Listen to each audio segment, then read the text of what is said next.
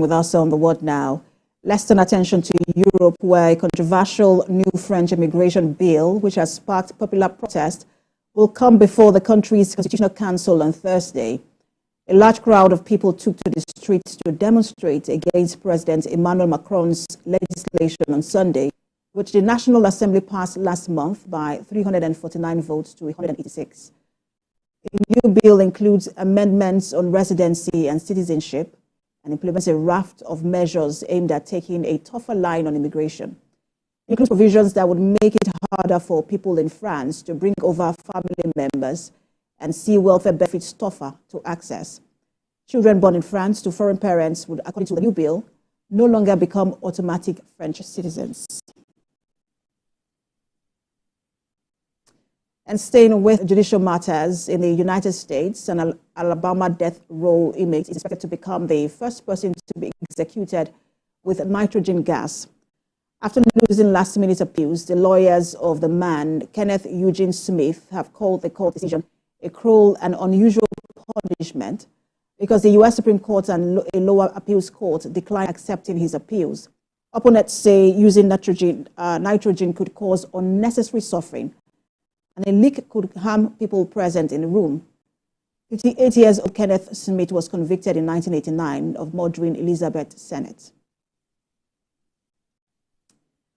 Now to Kyoto, where after a man was convicted of murdering 36 people in an arson attack on a Kyoto animation studio in 2019, a court in Japan has sentenced him to death.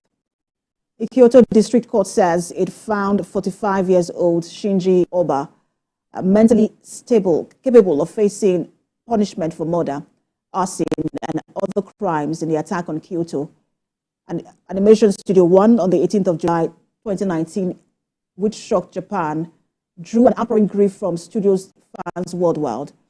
Prosecutors said Mr. Ayoba had been motivated by a grudge against the studio, which he claimed had stolen his ideas after rejecting his novels in an annual context. The court found no evidence the studio had plagiarized his work.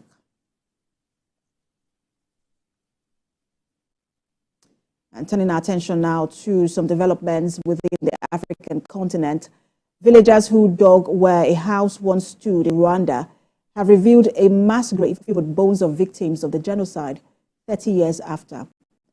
About 100 volunteers, many wearing face masks and rubber gloves, dug out the remains. Skulls, teeth, and other shards of bone are placed carefully into plastic bags and shoes. Tattered clothing became possible, clues of the identification of loved ones never found. Over 3 days, the remains of 119 people had been unearthed.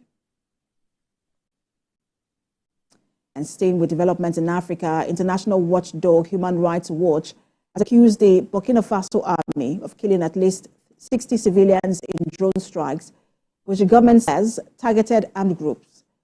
The deaths occurred in 3 military drone strikes since August, two at crowded markets and another at a funeral, the riot group said in a new report. Since becoming head of state after a 2022 coup, Captain Ibrahim Traore has focused on a strong security response in reclaiming swathes of territories controlled by armed groups that are affiliated to Al-Qaeda and ISIS. And finally, on The World Now, 150 years after looting Ghana's crown jewels from the court of Ashanti King, the United Kingdom is to loan them back to the country. A 3-year loan agreement with an option to extend for a further 3 years, not with the Ghanaian government, but with Otumfo Osei Tutu II, the current Ashanti King, known as the Ashanti Hene, who attended the coronation of King Charles last year. A gold peace pipe is among 32 items returning under long-term loan deals. The Victoria and Albert Museum is lending 17 pieces, and 15 are from the British Museum.